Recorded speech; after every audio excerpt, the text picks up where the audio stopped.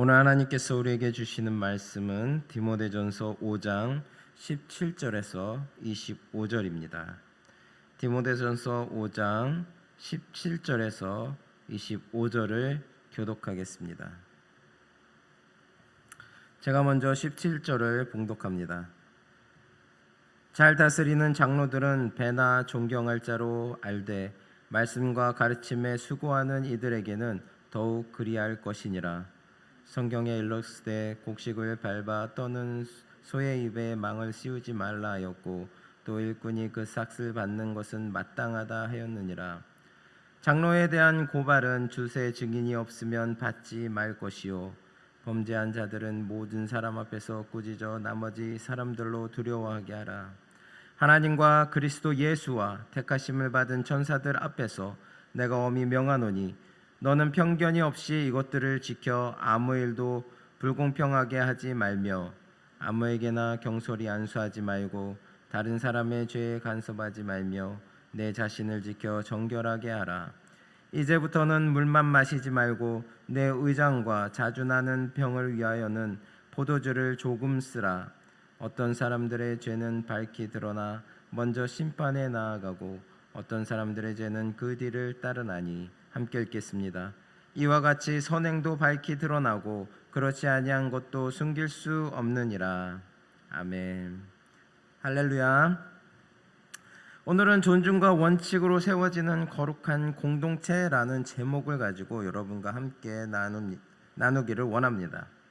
하나님께서는 아무런 질서 없이 무작위로 하나님의 교회를 세우시지 않습니다. 창세기에서 하나님은 혼돈과 공허 속에서 질서 있게 세상을 창조하셨습니다. 마찬가지로 교회도 하나님께서 주관하시는 거룩한 질서와 원칙 위에 세워진 공동체입니다. 오늘 본문인 디모데전서 5장 17절부터 25절까지는 바로 이 교회의 질서, 특히 영적 지도자에 대한 태도와 직분자 선출의 원칙을 아주 명확하게 보여주고 있습니다.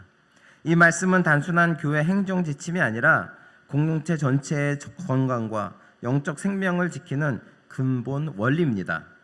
바울은 에베소 교회를 목회하고 있는 젊은 목회자 디모데에게 장로, 곧 오늘날로 치면 목회자와 장로, 교회 리더에 대해 어떻게 존중하고 징계하고 또 세워야 하는지를 매우 구체적이고도 실천적인 언어로 권면하고 있습니다.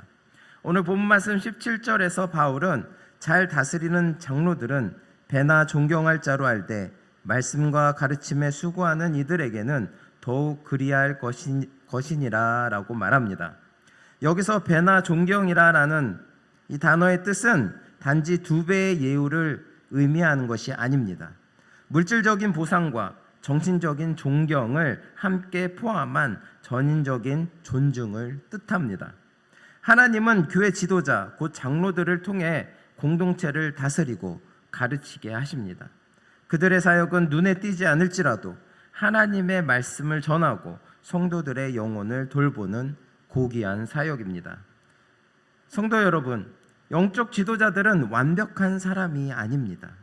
그러나 그들이 하나님의 말씀을 따라 사역하며 기도와 눈물로 성도들의 삶을 품고 섬긴다면 그 수고에 합당한 존경과 지원이 반드시 필요합니다. 목회자는 단지 말씀만 전하는 사람이 아니라 성도들의 인생과 영혼을 함께 짊어지고 가는 영적 목자입니다. 본문에 인용된 본문 2절 말씀에 인용된 곡식을 밟아 떠는 소의 입에 망을 씌우지 말라라는 그런 율법과 일꾼이 그 삭슬 받는 것은 마땅하다라는 예수님의 말씀이 그 정당성을 뒷받침하고 있습니다. 사랑하는 성도 여러분, 우리 공동체 안에서 영적 지도자들이 말씀과 사랑으로 섬길 때 그 사역에 대한 감사와 존중이 삶으로 표현되어야 합니다. 감사와 격려는 우리 사역자를 지치지 않게 하고 은혜의 통로로 더욱 힘있게 쓰임받게 합니다. 성도들의 격려와 감사 그리고 물질적 후원은 지도자들이 더욱 힘있게 사역할 수 있는 밀거름이 됩니다. 교회 안에 칭찬과 감사, 격려가 넘칠 때 하나님의 은혜가 우리 공동체 안에 충만하게 흐를 줄 믿으시기 바랍니다. 오늘 본문 말씀 19절에서 22절까지는 매우 민감하지만 교회 질서에 있어 반드시 필요한 내용, 곧 지도자에 대한 송사와 징계와 원칙입니다. 먼저 바울은 장로에 대한 고발은 두세 증인이 없으면 받지 말라라고 말하고 있습니다. 이는 모세의 율법 신명기 19장 15절에도 나오는 원칙으로 단일한 주장의 위험성을 경계하는 말씀입니다. 지도자는 그 지위상 많은 사람의 주목을 받고 때로는 부당한 비난에 노출되기 쉽습니다. 그래서 사실관계가 확실히 입증되지 않는 그런 고발은 받아들이지 말라라는 것입니다. 그러나 반대로 우리 지도자가 실제로 죄를 범한 것이 확인되었을 경우 사도 바울은 모든 사람 앞에서 책망하여 나머지 사람들로 두려워하게 하라라고 권면하고 있습니다. 지도자의 죄는 단순한 개인적인 실수가 아니라 공동체 전체에 영향을 주는 심각한 문제입니다. 교회는 사랑의 공동체이지만 동시에 거룩한 공동체입니다. 죄에 대해 모호한 태도나 무분별한 관용은 오히려 공동체를 더 깊은 어둠 속에 몰아넣을 수 있습니다. 사랑하는 성도 여러분, 오늘날 우리는 너무나 자주 두 극단을 오고 갑니다. 어떤 교회는 지도자를 맹목적으로 보호하여 죄를 덮고 숨깁니다. 반면 어떤 공동체는 사소한 실수도 공개적인 망신과 정죄로 몰아갑니다. 바울은 이 두 가지 모두를 경계합니다. 사실에 근거한 증언과 공정한 판단, 그리고 편견이나 감정이 아닌 하나님의 공의에 입각한 징계, 이것이 바로 교회가 세워지는 원칙입니다. 그래서 사도 바울은 오늘 본문 말씀 21절에서 매우 엄중하게 말합니다. 하나님과 그리스도 예수와 택하신 천사들 앞에서 엄히 명하노니 너는 편견 없이 이것들을 지켜 아무 일도 불공평하게 하지 말라라고 말하고 있습니다. 이 말씀은 우리의 모든 결정이 하나님의 심판대 앞에 있음을 기억하라라는 무서운 경고입니다. 그러므로 공동체 안에 문제를 다룰 때 우리는 언제나 공정함, 정직함, 그리고 하나님 앞에 두려움으로 임해야 할 것입니다. 그럴 때 우리의 공동체가 바로 세워지고 또 하나님께서 이끌어지는 그런 교회로서 든든히 서갈 줄 믿습니다.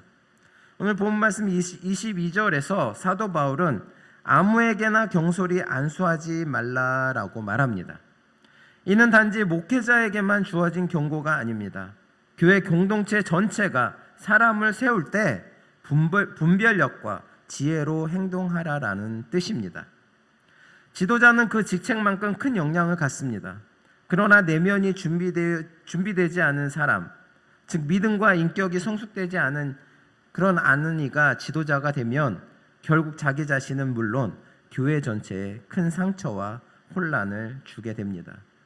또한 성급한 임명으로 인해서 지도자가 잘못했을 경우 임명한 사람도 영적 책임에서 자유로울 수가 없는 것입니다.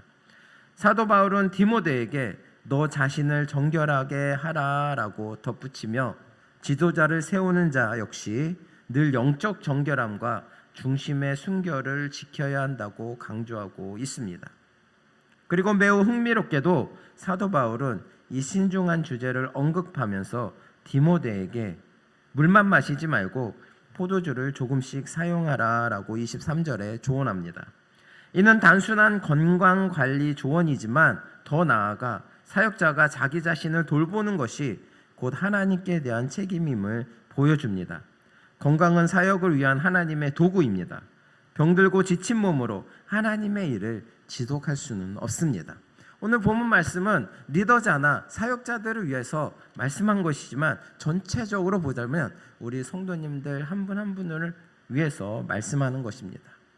우리가 하나님께서 주신 이 몸을, 하나님께서 주신 이 건강을 우리가 지켜야 합니다.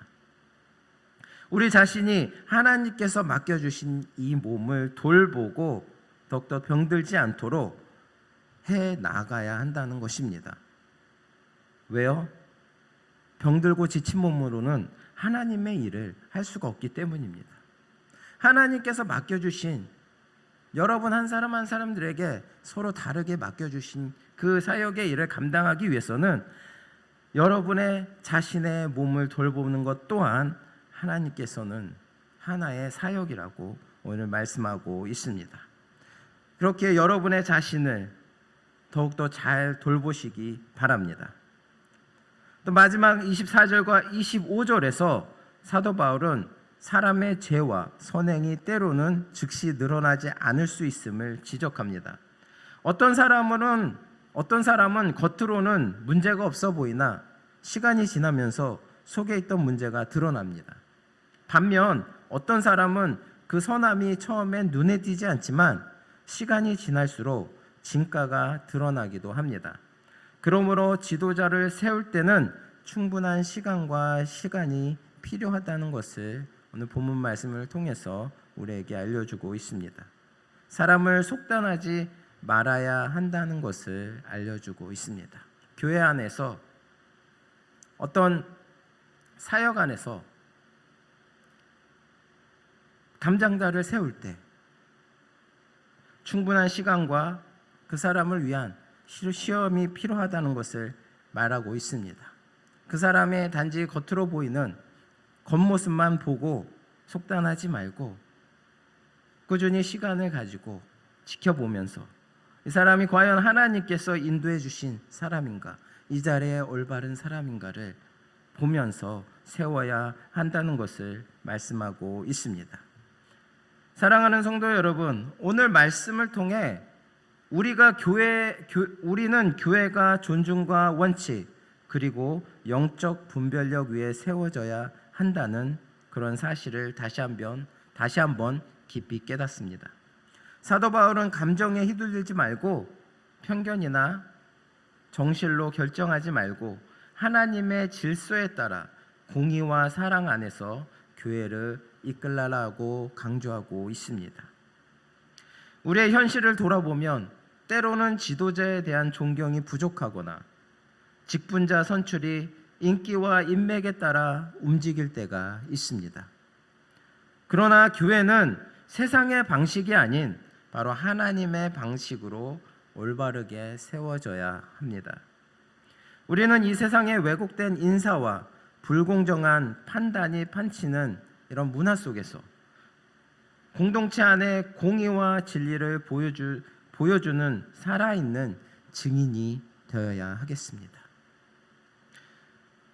교회는 단지 사람들이 모인 집단이 아닙니다. 교회는 그리스도의 몸이며 하나님이 친히 세우신 거룩한 공동체입니다. 그러므로 그 안에서 지도자를 세우는 일, 또 지도자를 존중하고 책망하는 일, 징계와 판단을 행하는 일 등은 모두 경건함과 엄정한 원칙 아래에서 이루어져야 합니다. 우리는 사람을 편애하거나 배제하지 않고 또 사랑과 공의로 우리 공동체를 세워 나가야 할 것입니다. 학연과 지연, 또 감정, 인맥으로 세워지는 것이 아니라 믿음과 진리 위에서 지도자나 담당자나 또 교회 일꾼을 세우는 일에 올바르게 행해야 할 것입니다. 그런 공동체 안에서 하나가 될 때 교회는 바로 세워지는 것입니다. 교회는 또 하나님께서 이끄시는 대로 이끌림 받는 것입니다.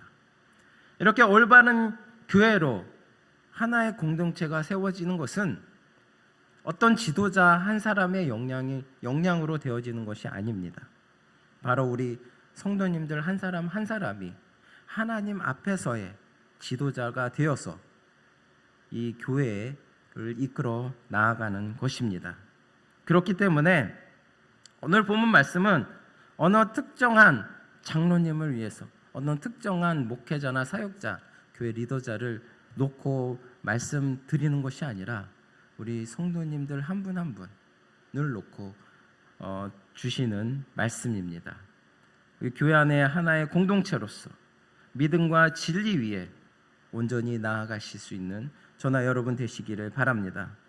그것이 세상과 다른 교회의 아름다움이며 세상 속에 하나님의 나라의 질서를 증거하는 삶입니다.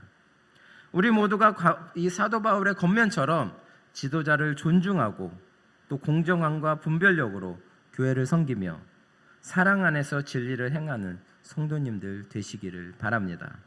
그렇게 할 때 우리의 공동체는 더욱 건강하고 은혜가 흐르는 귀한 뉴욕 장로교회가 될 것입니다.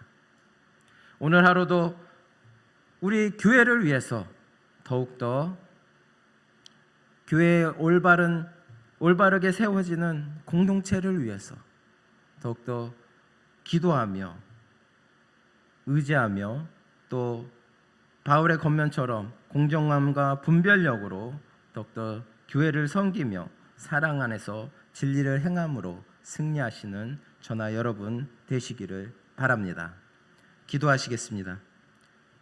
사랑과 은혜가 풍성하신 하나님 아버지, 오늘 바울의 겉면을 통해 우리가 교회를 어떻게 세워 나아가야 하는지 깨닫게 하여 주심을 감사드립니다. 지도자들을 존중하게 하시고 죄에 대해서는 단호하고도 사랑으로 다루게 하여 주시옵소서. 사람을 세우는 일에 있어 우리의 마음을 깨끗하게 하여 주시고 항상 하나님의 뜻을 구할 수 있는 저희들이 되게 하여 주시옵소서. 우리 공동체가 존중과 공정함으로 하나가 되게 하여 주시오며 또 진리 위에 든든히 서가는 우리 뉴욕 장로교회가 되게 하여 주시옵소서. 이 모든 말씀 감사드리며 우리 주 예수 그리스도의 이름으로 기도드립니다. 아멘.